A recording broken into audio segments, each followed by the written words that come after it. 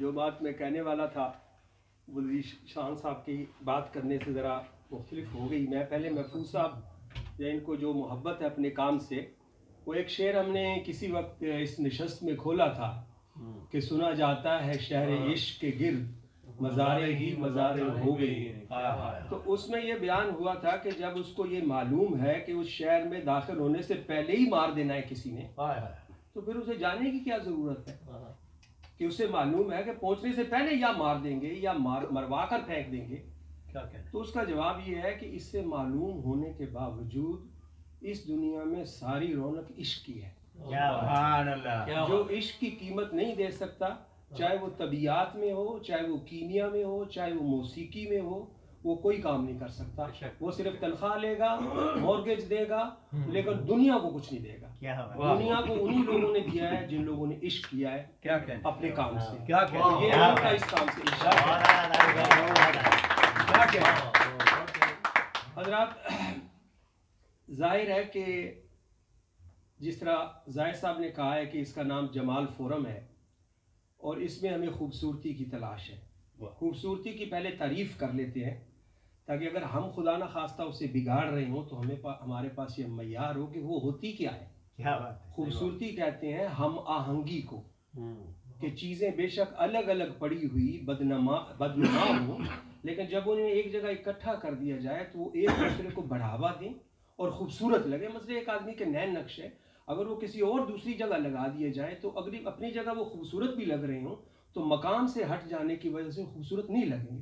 یا ایک ہی آدمی کے جہاں ناک لگا ہوا ہے کہیں بہترین کوئی اور عضو وہاں لگا دے، گھٹنا لگا دے، ٹخنا لگا دے، وہ ٹھیک نہیں لگے گا، کیونکہ ہم آہنگی جاتی رہی ہے. تو جب ہم آہنگی ماحول میں نہیں ہوگی وہ چیز خوبصورت نہیں ہوگی. جس کی پہلی شرط زاہد صاحب نے یہ بیان کی ہے کہ چیزیں وقت پر شروع ہونی چاہیے. حسن محفل، حسن مجلس ہو نہیں سکتی اگر پہلے حسن تدبیر نہ ہو، پہلے سے سوچی ہوئی باتیں نہ ہوں. اس میں مجھے اور زاہد صاحب کو یہ گلہ رہتا ہے اپنے ایک معاشرے سے کہ ہم لوگ کسی کام کے لیے تیاری نہیں کرتے اور وہاں آ کے پھر ایسے بس ہاتھ پاؤں پڑے رہتے ہیں. لیکن ہمارے طبقے میں، پاکستان میں اگر کوئی طبقہ تیاری کرتا ہے تو وہ موسیقی والوں کا گھرانہ ہے. آپ نے ایک اصطلاح ان کی سن رکھی ہوگی کہ یہ ریاض کرتے ہیں. ٹھیک ہے، ریاض تصوف کی اصطلاح ہے، موسیقی کی نہیں. ریاض کہتے ہیں کسی کام کو وقت پر شوق سے کرنا، وقت پر شوق سے کرنا. راگوں کے وقت مقرر ہے اور یہ شوق کے بغیر ہوتا نہیں. تو اسی لیے ہمارے ہاں تصوف میں ایک اصطلاح ہوتی ہے متقی و مرتاض، کہ خوف خدا والا اور شوق سے عبادت کرنے والا اپنے وقت پر. تو جہاں انہوں نے اپنی ڈیوٹی پوری کی، پتہ نہیں کتنی انہوں نے ملاقاتیں کی زاہد صاحب سے، بیٹے سے کی، طبلے والے سے کی، ہارمونیم والے سے کی، انتظام کیا. وہاں ہمارا بھی یہ حق ہے کہ ہم اس مجلس میں اپنا انتظام کر کے آئیں اور جو اس مجلس سے حق ہے وہ عطا کریں. اس کو تھوڑی دیر کے بعد کسی کا فون بجے تو وہ بھاگ کر نہ جائیں، فون تھوڑی دیر بند کر لیں. کوئی دنیا اپنی جگہ سے ہل نہیں جائے گی اور کوئی ایسا کام نہ کریں جس سے توجہ ادھر کی ادھر ہو جائے. سلام کرنا یہ بھی اس وقت جب آپ کہیں کلیکٹیولی کوئی کام کر رہے ہو تو اس سے گریز کرنا چاہیے اور خاموشی سے اس مجلس میں آ کر شامل ہو جانا چاہیے تاکہ وہ جو دھارا بہ رہا ہے مجلس کا وہ متاثر نہ ہو. تو امید ہے کہ آپ اس کو نبھائیں گے اور جو ترتیب زاہد صاحب نے دی ہے اس ترتیب کو چلنے دیں گے جو انہوں نے بنا رکھی ہے. اگر کوئی اس ترتیب کو ادھر ادھر کرنا چاہے تو بہتر ہے کہ ان سے مشورہ کر لے کہ بھئی ہم چاہتے ہیں یہ ہو جائے. تو براہ راست محفوظ صاحب سے کہنے کی بجائے آپ ان سے کہہ لیں تاکہ وہ آپ کو سمجھا دیں کہ نہیں یہ ترتیب ہے. تو اس کے ساتھ ہی میں محفوظ صاحب سے درخواست کروں گا کہ وہ مجلس کا آغاز طرح ریاضیاتی فارمولوں کے تحت، کیونکہ یہ جو طبلہ بچہ بجا رہا ہے یہ پورا میتھمیٹیکل، اس کے پیچھے حساب کتاب ہے. ساتھ والا سرنگی والا بھی ہو سکتا ہے اور بھی کئی ہو سکتے ہیں. اگر وہ سارے مکمل طور پر ریاضیاتی طور پر توحید میں ڈھل جائے، یعنی ایک ہی ان کی لے ہو جائے، تو اس وقت مجلس میں سوز پیدا ہو جائے.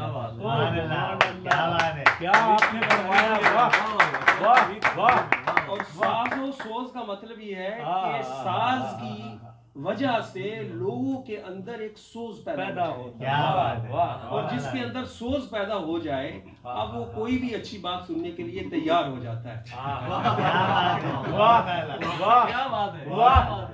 شعر کی طرف آتا ہوں جو زاہد صاحب کا حکم ہے مجھے، تو میر صاحب کا شعر ہے، میر صاحب سے ہی فارغ نہیں ہو رہے ہیں۔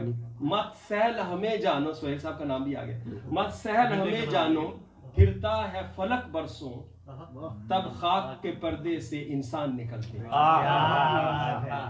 کسی تہذیب کے بارے میں جو سب سے بنیادی سوال پوچھا جا سکتا ہے وہ یہ ہے کہ اس تہذیب کا تصور انسان کیا ہے، یعنی وہ تہذیب کیا سمجھتی ہے کہ انسان کدھر سے آیا ہے اور اس نے کدھر چلے جانا ہے۔ جب یہ دو سوال طے ہو گئے کہ انسان کدھر سے آیا ہے اور اس نے کدھر جانا ہے، تو جو درمیانی وقفہ ہے نا جسے ہم زندگی کہتے ہیں وہ بھی ان دونوں کا عکس ہوگا۔ اور یہ شعر اسی سے سلوک کر رہا ہے، اس شعر سے کہ بھئی انسان کیا ہے، انسان کے رتبے پر یہ شعر ہے۔ تو اس کے پہلے لفظ کو غور کرتے ہیں، مت کو۔ مت یہاں نفی کے لیے آیا، مت کریں، اور جب مت آئے گا تو آگے امر کا صیغہ ہونا چاہیے، حساب جو گرامر کا ہے، تو انہوں نے امر کا صیغہ لگایا جانو۔ امر کے صیغے میں ہوتا ہے لکھو، کرو، جاؤ، دوڑو۔ تو مت جانو کا تعلق مت کے ساتھ یہ ہے کہ یہ اس کے ساتھ ہم آہنگ ہے۔ مت کہا تو آگے جانو لگا کہ مت جانو۔ مت کا جو اس کا بنیادی استعمال میر نے کیا وہ تو سامنے کا ہے کہ مت سہل ہمیں جانو، لیکن مت کا ایک مطلب نصیحت بھی ہے۔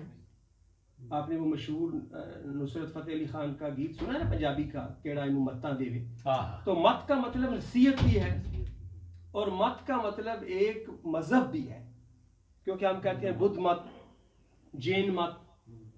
اب بڑا شاعر وہ ہوتا ہے زبان کے اعتبار سے، بڑا شاعر وہ ہوتا ہے جو لفظ کو اس طرح استعمال کرے کہ اس کا جو معنی اس نے مراد لیا وہ تو سب کو سمجھ آ جائے، فوراً پتہ چل جائے یہ لفظ اس لیے آیا ہے، لیکن اس لفظ کے جتنے بھی معانی لغات میں لکھے ہیں اس پر بھی تھوڑی تھوڑی چھوٹ پڑتی جائے۔ تو ہم یہ دیکھتے ہیں کہ اب اس لفظ مت میں کہ مت کرو تو آ گیا، مت سہل ہمیں جانو، دوسرے کیا کیا معنی ہیں۔ ایک معنی تو اس کا یہ ہے کہ اگر تم اس انسان کو کہ یہ کدھر سے آیا اور اس نے کدھر جانا ہے اگر مذہب سے نہیں سمجھو گے، کیونکہ مت مذہب کے لیے بھی آتا ہے، مذہب سے نہیں سمجھو گے تو اس کی تکریم اور عزت کو گھٹا دو گے کہ کبھی کہو گے بندر سے بنا ہے، کبھی کہو گے دھماکے سے یہ نکل کے آیا ہے۔ اس کے لیے ضروری ہے کہ اس کو تم مذہب کے حوالے سے سمجھو کہ یہ انسان کہاں سے آیا۔ اس کی تکریم اور اس کی تعظیم تبھی ہوگی جب اس کو مذہب کے حوالے سے آپ سمجھیں گے۔ مت کا ایک مطلب ارادہ پھرنا بھی ہوتا ہے، اگر اس کو پھرنے کے ساتھ جوڑیں، آگے سنا کہ پھرتا ہے فلک برسوں، تو مت کو ایک ذرا آپ ڈیش لگا کر اگر پھرنے کے ساتھ جوڑیں، مت پھرنے کا مطلب ہوتا ہے کسی کا ارادہ بدل جانا۔ سبا کا ایک شعر ہے، اس میں اس نے کہا ہے کہ کیا تیری مت اے بت عیار پھری کہ تیرا ارادہ میرے متعلق کس طرح بدل گیا۔ تو مت کا ایک مفہوم یہ بھی ہے۔ اور اس پر اکبر الہ آبادی نے ایک اسی بات کو، میر کی اس بات کو کہ بھئی انسان کو مذہب کے حوالے سے سمجھنا چاہیے، اس نے کہا کہ کہا منصور نے خدا ہوں میں، کہ جب اس نے مذہب سے انسان کو سمجھا تو اس نے کہا میں خدا ہوں، حالانکہ اس نے خدا نہیں کہا، اس نے کہا انا الحق کہا تھا۔ کہا منصور نے خدا ہوں میں، بولے ڈارون کے بوزنا ہوں میں، لیکن ڈارون نے انسان کو سائنس سے سمجھا تو اس نے کہا ہم تو بندر سے بنے۔ ہنس کے بولے میرے ایک دوست ظرف ہر کس بقدر ہمت ہوست، کہتا ہے میرے ایک دوست سن کے کہا کہ بھی جتنا جس کا حوصلہ ہے اتنی اس نے بات کی ہے۔ تو مت کے لفظ میں جہاں میر نے نفی عمل رکھا ہے وہاں نصیحت کے معنی میں بھی پورا لفظ اتر رہا ہے، ارادہ بدلنے کے معنی میں بھی پورا اتر رہا ہے، اور مذہب کے معنی میں بھی پورا اتر رہا ہے۔ اور یہ شعر ہمیں دعوت دیتا ہے کہ ہم اس پر غور کریں اور سمجھیں کہ ایک لفظ شاعر کس طرح استعمال کرتا ہے۔ تو انشاءاللہ بقیہ جو الفاظ ہیں وہ غزل کے اس طرف ذرا، یہ مصرے کا بھی آدھا حصہ بتا رہا ہے کہ بھی انسان کو کم قیمت نہ سمجھو۔ اب یہ ایسا مرکزی مضمون ہے جو شاید سب شاعروں نے ہی باندھا ہوگا۔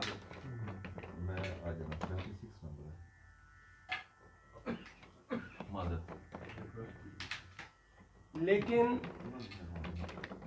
بڑے شاعر میں اور اہم شاعر میں یا اس سے کم درجے کے شاعر میں جو فرق ہوتا ہے وہ اس شعر سے شاید سیکھا جا سکتا ہے کہ کس طرح میر نے یہ دعویٰ کر کے کہ انسان بڑی چیز ہے اس کائنات میں، ایک ایک لفظ کو پیچھے کھڑا کر دیا اپنے اس خیال میں. دوسرا لفظ جو ہے مت، تو میں نے آپ کو بتایا کہ بھی ایک نفی کے لیے چھوٹا سا لفظ ہے مت، اس کے 2-3 جو چھوٹ پڑی. اب اگلا لفظ ہے سہل یا سہل، فتح کے ساتھ بھی لغات میں لکھا ہے. اس کا عام طور پر مطلب ہوتا ہے آسانی، لیکن اس کا لغوی معنی ہے ہموار اور نرم زمین کو سہل کہتے ہیں. تو اس سے آگے کے لیے انہوں نے مزید اس میں معنی کیا. اس کا دوسرا مطلب یہ ہے کہ کوئی چیز اگر کم قیمت ہو، جو کہ اس شعر کا مقصود ہے کہ کم قیمت چیز، سامنے کی چیز جو ایک دم سے بن جائے، اس کے بنانے میں کوئی دیر نہ لگے،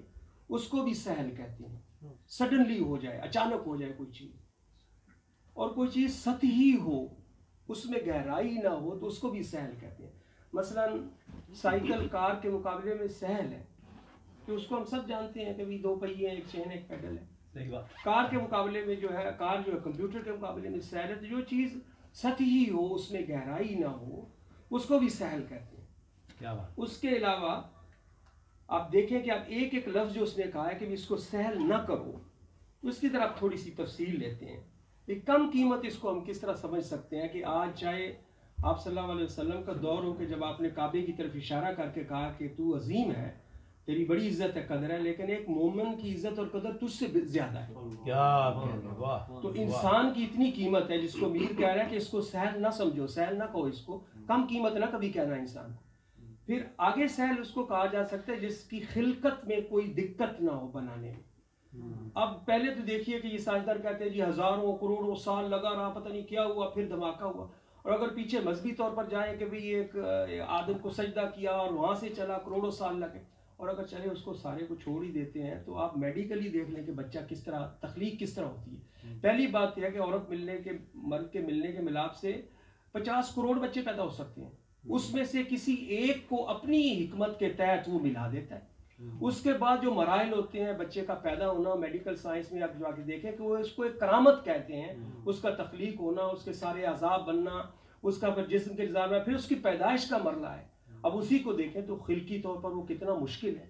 اب یہ لفظ سہل کتنا بھرپور اس پر بھی لگ رہا ہے کہ پہلا کہ بھئی اس کو کم قیمت نہ سمجھو.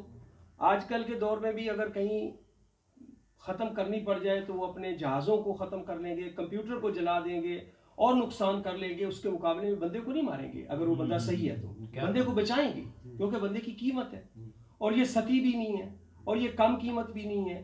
اس کی بناوٹ میں بھی دقتیں ہیں. بندے کے جسم میں جو بندہ پیدا ہو گیا ہے، جس طرح ہم سب ہیں، تقریباً 10 نظام بیک وقت کام کر رہے ہوتے ہیں ہر وقت. ان میں سے پہلا تو ہڈیوں کا ڈھانچہ ہے. اگر ہڈیاں ہی نہ کھڑی ہوں بندے کی تو باقی تو کوئی نظام نہیں چلے گا. اس پر عضلات لگے ہوئے ہیں، ان کا اپنا ایک مسکولر سسٹم ہے. اس کے بعد رگیں دوڑتی ہیں جو پیغام پہنچاتی ہیں، ان کا اپنا سسٹم ہے. پھر دل ہے، دل کی چھوٹی چھوٹی نالیاں جو خون پہنچاتی ہیں، خون لے کے آتی ہیں. یہ 4 بنیادی نظام ہیں. اس کے اوپر پھر 4-5 نظام رکھے ہوئے ہیں اس کے بعد، کہ جو اگر یہ موجود نہ ہو تو وہ نظام نہیں چلتے ہیں. ان میں سے ایک کھانے پینے کا نظام ہے، وہ سارے نظاموں کو قوت دیتا ہے. سانس لینے کا نظام ہے، ریسپریٹری، اس کو سب قوت دیتا ہے. یعنی کسی طریقے سے آپ دیکھیں کہ اس نے جو لفظ سہل استعمال کیا ہے، اس کو کیسا نچوڑا ہے اس نے، اور ہر زاویے سے اور ہر اینگل سے اس نے بتایا ہے کہ بھائی اس کو آپ نہ سطحی سمجھیں، نہ اس کی خلقت کو سمجھیں کہ یہ بالکل آسانی سے بنا ہے، اور نہ اس کو یہ سمجھیں کہ یہ جلدی بن گیا ہے، فوراً اس کی کوئی قدر نہیں ہے. ہر لحاظ سے یہ اہم ہے. اور یہی میر کی خوبی ہے کہ وہ جو لفظ لیتا ہے اس کے ایک ایک معنی کو پوری طرح استعمال کر کے دکھاتا ہے. تو اگلے لفظ پر ہم اتنی ہے 70-80 سال چل جاتی ہے، اور وہ پہچانتی ہے چیزوں کو.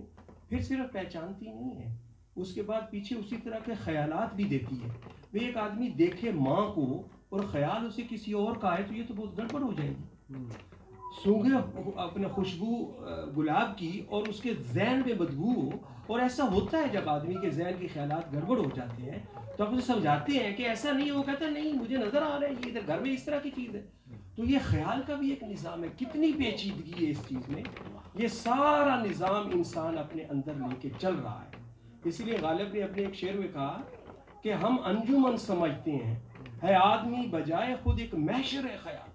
اس نے کہا صرف اس کو باقی کو چھوڑ دو, اگر اس کو صرف خیال ہی سمجھا جائے نا جس کا کوئی وجود نہیں ہے, تو آدمی خود اتنے خیال اس کے ذہن میں اٹھتے ہیں جتنے قیامت والے دن آدمی اس میدان میں جمع ہوتے ہے آدمی بجائے خود ایک محشر خیال. ہم انجمن سمجھتے ہیں خلوت ہی کیوں نہ ہو, یہ اکیلا بیٹھا بھی اتنوں کے برابر ہے خیال میں جتنے اس دن اکٹھے ہوں گے. اور یہ یاد رہے کہ صرف ایک ہی وہ دن ہوگا جس دن سارے انسان اکٹھے ہوں گے, کیا کہنا, نہ تخلیق والے دن, نہ آج, اور نہ آج سے کئی سال پہلے اس طرح.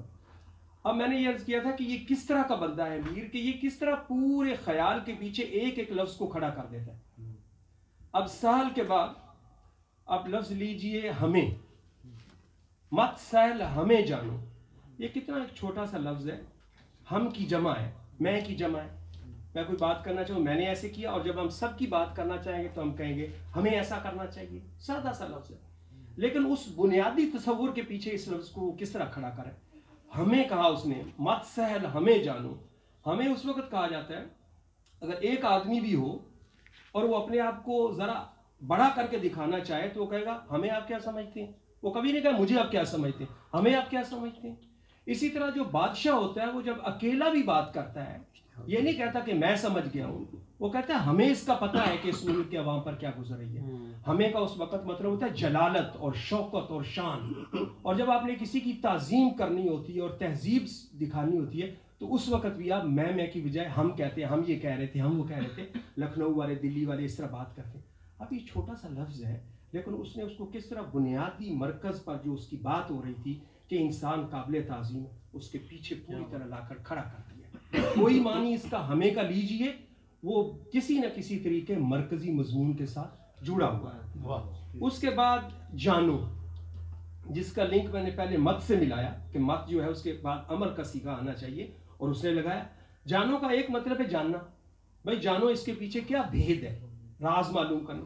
جانو کا ایک مطلب سمجھنا بھی ہوتا ہے, تم کیا جانو, یعنی تم بظاہر پہلے والی بات کی بھید جاننا اس کو معلوم ہے لیکن اس کی حقیقت تم نہیں جانتے, اس وقت یہ بولا جاتا ہے. پھر اس کا مطلب سیکھنا بھی ہے, جاؤ بھی جا کر لکڑی کا کام جانو. اب تینوں معنی دیکھیے کہ پوری طرح اس نے بھرپور اس لفظ کو استعمال کیا, تو سارے معنی کے شیڈ اس نے استعمال کر دیے. سہل کے بھی, مت کے بھی, ہمیں کے بھی اور جانو کے بھی. یہ کوئی بندہ تھا کہ جادوگر تھا؟ بڑی استادی سے اس نے استعمال کیا. تین معنی تو میں نے آپ سے عرض کیے. ایک معنی یہ بھی ہے کہ اس نے سارے انسانوں کو اس میں شامل کیا ہے, ہمیں میں. اس لیے کہ اقبال جب بات کرتا ہے تو وہ ایک بندے کی بات کرتا ہے. بڑی مشکل سے ہوتا ہے چمن میں دیدہ پیدا ایک سپرمین. میر پوری انسانیت کی عظمت کا قائل ہے, اس لیے اس نے ہمیں استعمال کیا ہے. وہ ایک واحد کا نہیں اس نے صیغہ استعمال کیا کہ وہ جب بھی بات کرتا ہے انسانیت کی بات کرتا ہے, سب انسانوں کی بات کرتا ہے. لیکن حضرات جس طرح میں نے عرض کیا کہ میر کو اگر دیکھنا ہو کیسا شاعر ہے تو دیکھیے کہ وہ مرکزی مضمون کے ساتھ کس طرح پشت بانی کرتا ہے لفظ کی. لیکن اگر اس شعر میں اگر مجھ سے آپ پوچھے کہ استادی اس نے کہاں کی ہے تو وہ لفظ پھرنا میں کی ہے. پھرنا ایسا ایک غیر شاعرانہ لفظ ہے کہ کوئی کم ہی شاعر اس کو جرت کرے گا استعمال کرنے کی. کر بھی لے گا نا تو ایسے روکھا بھی کہیں ہوگا. جس طرح اس نے نچوڑا ہے اس لفظ کو, پھرتا ہے فلک برسوں, پھرتا ہے. پھرتا کا ایک معنی ہے گھومنا, جس طرح کولو کا بیل گھومتا ہے. اس کو تقدیری گردش کہتے ہیں جو حکم کے تحت ہوتی ہے, وہ بھی مراد ہے. دوسرا یہ ہے کہ کوئی آدمی خفگی کی وجہ سے, پریشانی کی وجہ سے بیٹھ نہ سکے اور اٹھ کے چلنا شروع کر دے, اس کو بھی پھرنا کہتے ہیں. کدھر پہ پھرتا ہے؟ ڈھونڈنے کو بھی پھرنا کہتے ہیں, کسی کی تلاش میں نکل کھڑا ہونا. یہ ابھی میں اس کے بعد خواجہ غلام فرید نے اسے استعمال کیا, میں آپ سے دکھاؤں گا کہ خواجہ صاحب نے کس طرح استعمال کیا, غالب نے بھی اسے استعمال کیا, اس نے کس طرح استعمال کیا. اب یہ آپ دیکھیے گا کہ ہم زور لگا کر نہیں مانی میر کے نکال رہے اور غالب سے بے انصافی کر رہے ہیں یا خواجہ صاحب سے کر رہے ہیں. خواجہ صاحب ہمیں بہت محبوب ہیں لیکن ان کے معنی ذرا اتنے نکال کے دکھائیے گا, آپ کے سامنے رکھتا ہوں. اور پھرنے کا ایک تعلق برس سے بھی ہے. اس نے کہا نا پھرتا ہے فلک برسوں, جو چیز ہر سال پھر کے آئے اس کو اردو میں پھراؤ کہتے ہیں. جو میلہ اینول فیئر کو اردو کا صحیح ترجمہ ہے پھراؤ میلہ, جو ہر سال چیز آئے. اب یہ پھرنے کو اس نے برس سے بھی جوڑ دیا, اور پھرنے کو مت سے بھی پہلے جوڑا تھا. مت مت پھرنا کہتے ہیں کسی کا رائے بدلنا. صبا کا ایک شعر ہے کہ الٹی تقدیر میری قسمت اغیار پھری, ہائے کیسی تیری مت ہے بت ایار پھری, کہ تیری رائے میرے بارے میں کیوں بدل گئی. تو مت کو بھی پھرنے کے ساتھ ہے. اب یہ دیکھیے کہ کوئی آپ اس کے جو مصادر ہیں پھرنے کے, جس سے یہ لفظ جہاں سے شروع ہوا ہے, زیادہ تر جو شعراء ہوتے ہیں وہ صرف اسم کو استعمال کرنا چاہتے ہیں, کیونکہ اسم بھاری ہوتا ہے. سارے الفاظ میں اسم سب سے زیادہ, تاکہ اللہ پاک نے فرمایا نا کہ میں نے آدم کو سارے اسم سکھا دیے, سارے اسم سکھا دیے, یعنی کہ جو کام کی چیز تھی میں نے آدم کو سکھا دی ساری. یہ جو حرف جار ہیں اور یہ جوڑنے والے الفاظ ہیں, ان کو استعمال کرنا اور اس طرح استعمال کرنا جس انہوں نے کیا ہے, سبحان اللہ. اب پھرنے میں برس کا بھی یہ تعلق جوڑا ہے, اور پھرنے کی ایک نسبت خاک سے بھی ہوتی ہے جو آگے آ رہا ہے نا, کہ تب خاک کے پردے سے پھرنے کو یہ بھی کہتے ہیں خاک اڑانا. اب کسی بھی لفظ کسی بھی معنی کو آپ لے لیجئے اور پھرنے کو آپ دیکھیے کہ اس نے کس طریقے سے استعمال کر کے مرکزی طور پر جوڑا تھا. پھرتا ہے فلک برسوں. اب پہلی جو مصرع تھا نا کہ مت سیل ہمیں جانو, یہ تو کوئی بھی میرے جیسا آپ جیسا کہہ سکتا ہے. اس کے پیچھے یہ آدھا مصرع لگانا کہ پھرتا ہے فلک برسوں, تب خاک کے پردے سے انسان نکلتے ہیں. کیا بات. اب دیکھیے غالب نے اس کو کس طرح استعمال کیا. کہتے ہیں بندگی میں بھی وہ خود بین و خود آزاد ہے ہم, الٹے پھرائیں در کعبہ اگر واہ نہ ہوا. صرف ایک معنی نکل رہا ہے پھرنے سے, اور وہ کیا ہے, وہ بھی الٹا جو ہے یہاں زوائد میں ہے, لیکن اس نے ایک چالاکی کی غالب نے.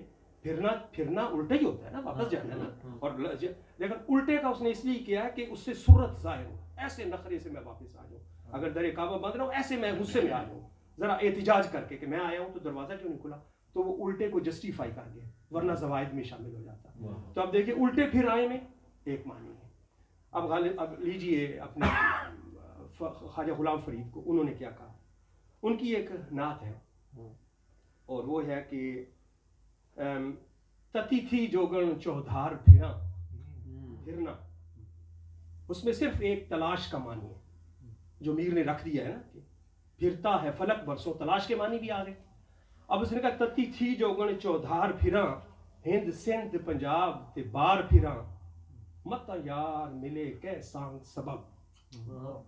لیکن معنی ایک ہی نکل رہا ہے پھرنے کا. تو لفظ استعمال کرنا اور اس کو بھرپور طور پر نچوڑ کے رکھ دینا, اور کوئی آدمی لغات ساری ڈھیر لگا دے اور لغات دیکھنے کے بعد بھی کہے کہ یار کوئی ایسا مجھے معنی نہیں ملا جو اس بندے نے اشارہ نہیں رکھ دیا, یار یہیں جا کر جو شاعری ہے وہ جادو بنتی ہے. اگر اس دنیا میں کوئی جادو ہے تو وہ شاعری ہے.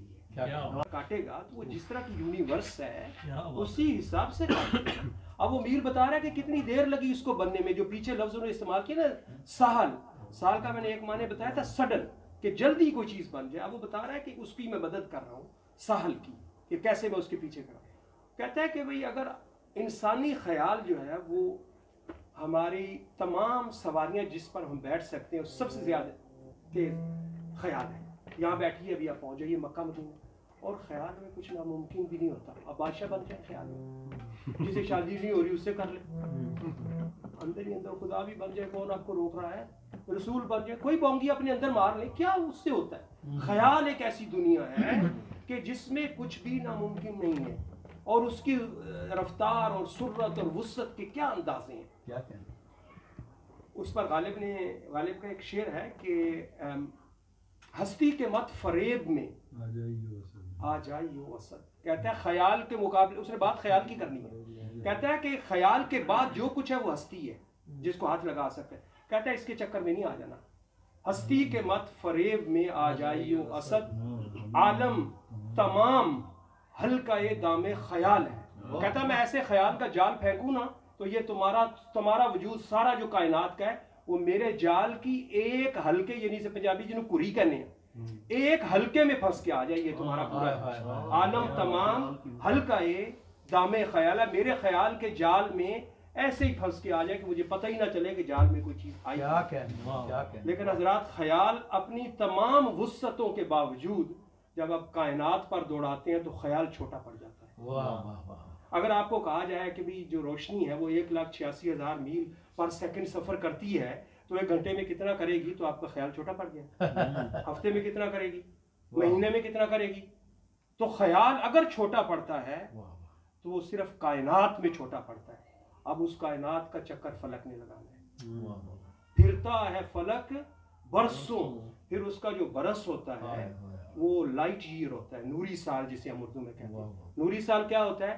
1,86,000 میل جو چیز ایک سیکنڈ میں چلتی ہے وہ سال بھر جتنا چلے جائے گی اس کو ایک سال کہتے ہیں.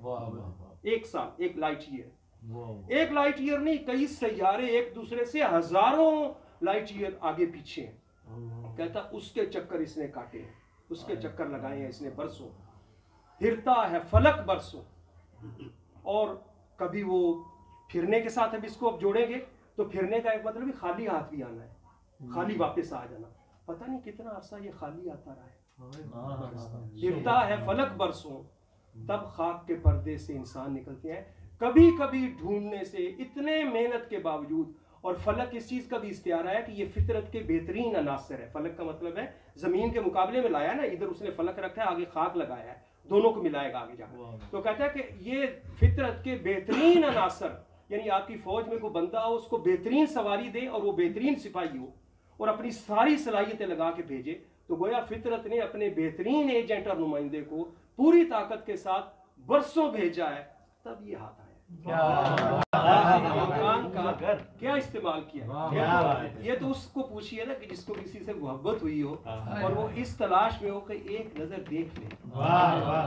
کیا جی شعر ایک دفعہ پھر طرف ہے شاید کچھ. میں نہیں کچھ بھی مگر, میں نہیں کچھ بھی مگر تیری نظر پڑتے, تیری نظر پڑتے. آپ نظر دیکھیے گا کس کی ہے, مرید کی مرشد کی طرف ہو یا کسی چاہنے والے کی گلے محلے کی ہو یا کسی کی اپنے اللہ کی طرف ہو کہ بھئی بہت عرصے سے تہجد پڑھ رہا ہوں, ایک دفعہ وہ بھی تو دیکھ لے نا مجھے. یہ آیا ہے نا کہ یہ نماز اس طرح پڑھیں کہ گویا آپ اسے دیکھ رہے ہیں, اور اگر نہیں آپ اس طرح پڑھ سکتے تو اس طرح سے پڑھیں وہ آپ کو دیکھ رہے ہیں. اب یہ یقین ہے, اگر اس سے کوئی ہل جائے تو وہ مسلمان ہی نہیں رہ گیا. اگر اس بات سے وہ انکار کرے کہ مجھے نہیں دیکھ رہا تو یہ تو اس کا عقیدہ ہی گڑبڑ ہو گیا. پہلا جو ہے وہ عقیدہ ہے, دوسرا یقین ہے. میں نہیں کچھ بھی مگر تیری نظر پڑتے ہی کوزہ گر. دیکھیے کوزہ گر کا لفظ بھی بہت کم استعمال ہوا, نور مم راشد صاحب نے استعمال کیا. کوزہ گر, میں کسی امکان میں آ جاتا ہوں, بنا ابھی کچھ بھی نہیں ہے, صرف امکان میں آ.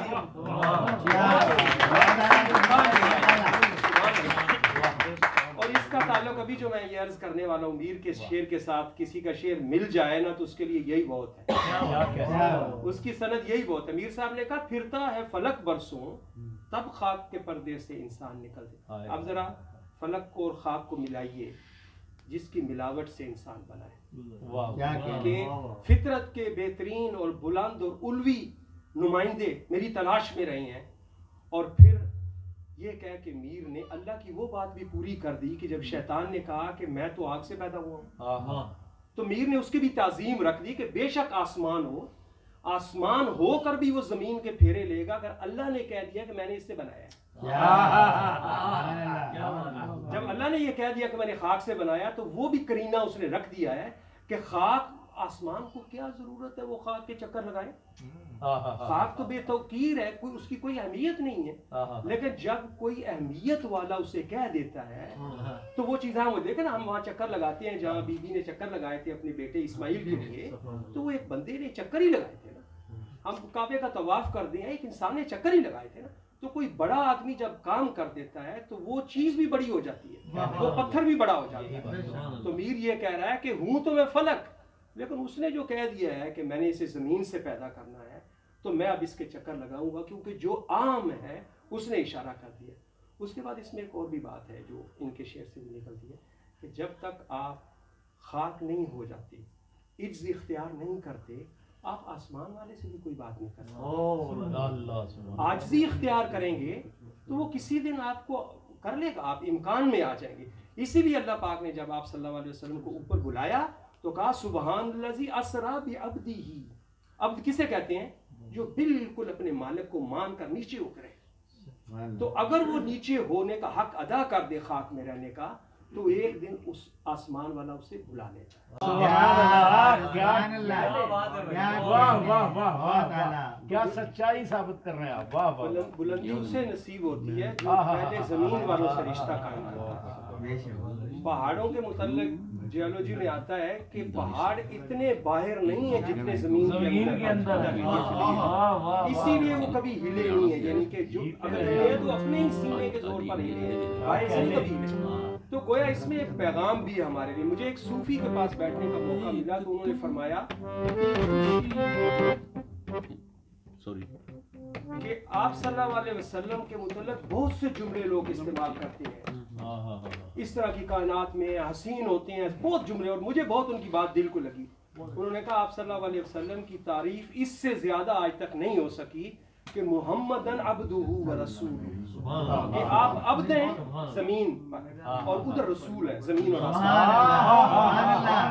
मुहम्मदन अब्दुहु व रसूलुहु, कि जिसने जमीन वालों से निभाह दी और जमीन वालों का भला कर दिया तो फिर उसको आसमानों में रसालत उस पर उतर आई। तो गोया मीर ने ये बताया है कि ये इंसान ही है जिसने अमानत उठाई थी, क्या कहने, और उसने अपना जमीनी रिश्ता जब निभा दिया तो अल्लाह पाक ने उसका इम्तिहान लिया और उसको कामयाब किया। तो हमारे लिए हमारे मजहब का, तसव्वुफ का, सबका पैगाम ये है, जहाँ जहाँ कोई लगा हुआ है कि अगर हम बंदे ठीक नहीं है ना, अगर हम बंदे ठीक नहीं बने, हमारे अंदर आजिज़ी नहीं पैदा हुई, तो फिर आप जो कुछ बनते रहें आसमान वाले से बात नहीं बनेगी। उसके बाद खाने का इंतज़ाम है। हज़रात, मैं मौके से फ़ायदा उठाते हुए एक जो शुक्रिया भी मुझ पर वाजिब है वो मैं अदा कर दूँ। हाजी मुख्तार साहब, मैं चूँकि इस शहर में मेरी कोई बरादरी नहीं है, तो मैं जब से यहाँ रह रहा हूँ 30 साल से इन्होंने मुझसे एक मोहब्बत का रिश्ता रखा हुआ है, जाहिद साहब ने, ज़ुबैर साहब ने, शफीक साहब ने। तो मैं इसका एतराफ़ भी करता हूँ और उनका शुक्रिया भी अदा करता हूँ कि उन्होंने हमेशा 30-35 बरस इस तरह से गुजरे हैं कि कभी कोई खलिश नहीं हुई।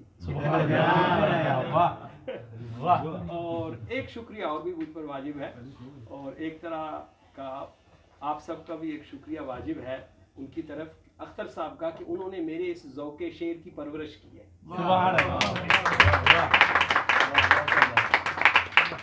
अब हज़रत आखिरी मीर साहब के इस एक लफ्ज़ की तशरीह जो दूसरी उस्तादी मीर साहब ने दिखाई लफ्ज़ में, वो पर्दे में है कि निस्बतें आप जोड़ना शुरू करें ना। इस शेर के साथ मैं 2-3 हफ्ते रहा हूँ, तो इसने जो बातें मुझसे की हैं बस वो फिर कैफियत की चीज़ है ये शेर समझने की, किस तरह ये खुलता है आपके साथ। तो मैं अख्तर साहब से मजाक से कहता हूँ कि जब मैं घरवाली से लड़ पड़ता हूँ तो मैं जाके शायरी पढ़ता हूँ, तो उन्होंने कहा फिर तो आपने सारे दवाइन पाठ छोड़े होंगे। तो ये भी कभी इसी तरह ये शेर हुआ है।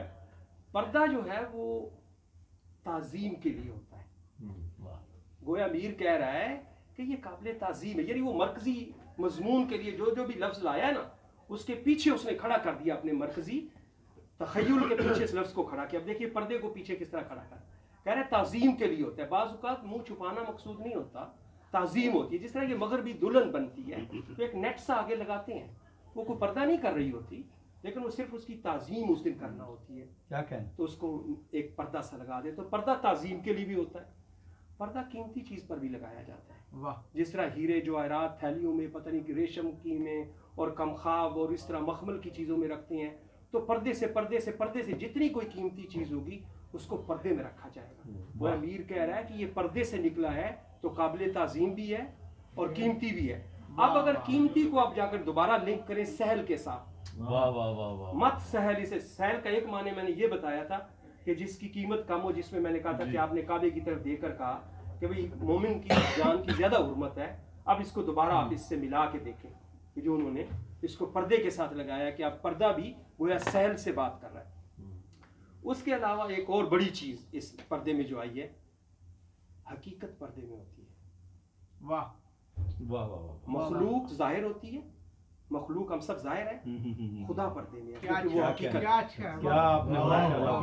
क्या तो गोया बताया कि इस कायनात की हकीकत जो है वो इंसान है, जो पर्दे से उसे निकाला है ना, कि तब खाक के पर्दे से, वरना खाक कह देते, जमीन कह देती, कुछ कह देते यार। वो मतलब एक बंदे ने कराची में एक बयान जारी किया, एक अदीब ने, उसने कहा एक बड़े मियाँ गुजरे थे, उन्होंने जितने शायरी के इम्कानात, सलीम साहब आपका लफ्ज इम्कानात, वो सब बरत के चला गया। मैं जब उसके इस कौल पर गौर करता हूँ ना, उस बंदे की, जो कराची के बंदे ने कहा कि एक बड़े मियाँ गुजरे थे मीर साहब, वो शायरी के तमाम इम्कानात استعمال کر کے چلے گئے. میں کہتا ہوں یار اس نے بالکل صحیح بات کہی. واہ تو پردے کا ایک تعظیم ہو گیا, پردے میں حقیقت ہوتی ہے. ایک اور چیز ہے, پردے میں راز ہوتا ہے. آپ کسی کو کان میں گوشہ کرتے ہیں, کہتے ہیں یار گل پردے سے رہنی چاہیے, اس کے اندر راز ہوتا ہے. گویا کائنات کا راز بھی انسان ہے. تب خاک کے پردے سے انسان نکلتے ہیں. پردہ نفیس چیز پر ہوتا ہے, جس چیز کے ٹوٹنے کا خطرہ, جو بنانے میں رانائی کا ایک لفظ استعمال کیا نا غالب نے شاید, پھر وہ رانائی خیال کا تھی, وہ ایک شخص کے تصور سے اب وہ رانائی خیال. رانائی خیال, رانائی کہتے ہیں جو چیز نازک بھی ہو اور مضبوط بھی ہو, اس کو رانائی کہتے ہیں, کہ دیکھنے میں بھدی نہ ہو, سلیم ہو بالکل. اب وہ تو نازک چیز پر پردہ ہوتا ہے. دیکھو نا ہمارا کان بھی ہے, ہمارا ناک بھی ہے, اور چیزیں, لیکن پردہ اللہ پاک نے آنکھ پر لگایا, کیونکہ اس کے زائل ہو جانے کا خطرہ جسم کے دوسرے اعضاء سے زیادہ. آنکھ نازک ہے ہر چیز سے, تو اس پر پلکیں بھی لگائی ہیں, اس پر پھر ایک پردہ بھی لگایا جس کو ہم بند کر کے سو جاتے ہیں محفوظ کر کے, ٹھیک ہے. باقی آپ کی ساری چیزیں چلتی رہتی ہیں, دماغ بھی چلتا رہتا ہے, دل بھی چلتا رہتا ہے, آنکھوں کو بند کر کے سو جاتے ہیں کیونکہ وہ نازک ہے. تو گویا پردہ تعظیم کے لیے ہوتا ہے, پردہ قیمتی چیز پر لگایا جاتا ہے, پردہ حقیقت پر ہوتا ہے, اور پردہ جو ہے وہ ایک حسن پر بھی ہوتا ہے. سب واقف بھی ہوں گے, پردے کے پیچھے حسن بھی ہوتا ہے. تو گویا کائنات کی حسین ترین چیز بھی یہ. تو جب میر نے کہا تھا کہ خاک سے انسان نکلتے ہیں, تو اس کو یہ بھی تو پتا تھا خاک سے تو اور بھی بہت کچھ نکلتا ہے, معدنیات بھی نکلتی ہیں, تیل بھی نکلتا ہے, گیس بھی نکلتا ہے, پھول بھی نکلتے ہیں, مرچی بھی نکلتی ہے, کیا نہیں نکلتا. یعنی میں کبھی کبھی زمین کو, جب زمین کے بارے میں غور کرتا ہوں نا, کہ وَجَعَلْنَا الْأَرْضَ مِهَادًا, کہ زمین بنائی میں نے تیرے لیے بچھونے کی طرح, تو میں کہتا ہوں اس طرح پیک کیا ہے زمین نے, اللہ نے زمین کو, جس طرح ماں بچے کا لنچ باکس پیک کرتی ہے. اس کی جتنی ضرورت کی چیزیں تھی سب زمین میں رکھ دی, نمک بھی رکھ دیا, لوہا بھی رکھ دی, چاندی بھی رکھ دی, تیل بھی رکھ دیا, فصلیں بھی رکھ دی, گندم بھی رکھ دی, گنا بھی رکھ دیا. اسی زمین سے کڑوی چیز, اسی زمین سے میٹھی چیز, اس کی محبت کا مزہ ہے یہ. اور جناب پردے کا ایک اور معنی بھی ہے, وہ ذرا اس آئٹم کے بعد ہوتا ہے. موسیقی کے جو 12 راگ ہیں ان میں سے ہر ایک راگ کو پردہ کہتے ہیں. کیا بات ہے. موسیقی کے جو آلات ہیں, یہ جو ہارمونیم ہے, اس میں بھی پردہ ہے, یہ بھی, اور طبلہ اور اس طرح کی سارنگی اور ستار میں اور بیڑی میں اور تنبورے میں بھی پردہ ہوتا ہے. گویا میر صاحب کہہ رہے ہیں کہ برسوں یہ پھرتا رہا ہے فلک شاگرد کی طرح, تب تک جا کر اس نے خاک کو چھیڑا ہے, تو اس میں سے انسان ایک موسیقی کی طرح پھوٹا ہے. یعنی نکلنا پیدا ہونے سے کم درجے کا لفظ ہے. انسان کی عظمت کو بیان کرنے کے لیے نکلنا کوئی اچھا لفظ نہیں ہے. اقبال نے کہا بڑی مشکل سے ہوتا ہے چمن میں دیدہ ور پیدا. اقبال نے نکلنا نہیں کہا, لیکن میر نے نکلنا کہا ہے, اور پیدا ہونے سے بڑا کر کے دکھا دیا. پیدا ہونا اس کے مقابلے میں ایسے ایک کروڈ سا لفظ لگ رہا ہے. اس نے کہا کہ آسمان بڑی محنت اس نے کی, اور یہ بھی موسیقی والوں کا ہی کام ہے جو محنت یہ نہ کرتے ہیں. آسمان برسوں پھرتا رہا, پھر کہیں جا کر اس کو مہارت حاصل ہوئی کہ وہ گھنٹی جو اس پر لگی ہوئی تھی, جو کی لگی ہوئی تھی, جو یہ طبلے کا یا جس کا پردہ تھا, تب جا کر اس پر وہ راز کھلا, اور کہیں برسوں کے بعد ان آلات کو اس نے چھیڑا جس میں سے انسان نکلا.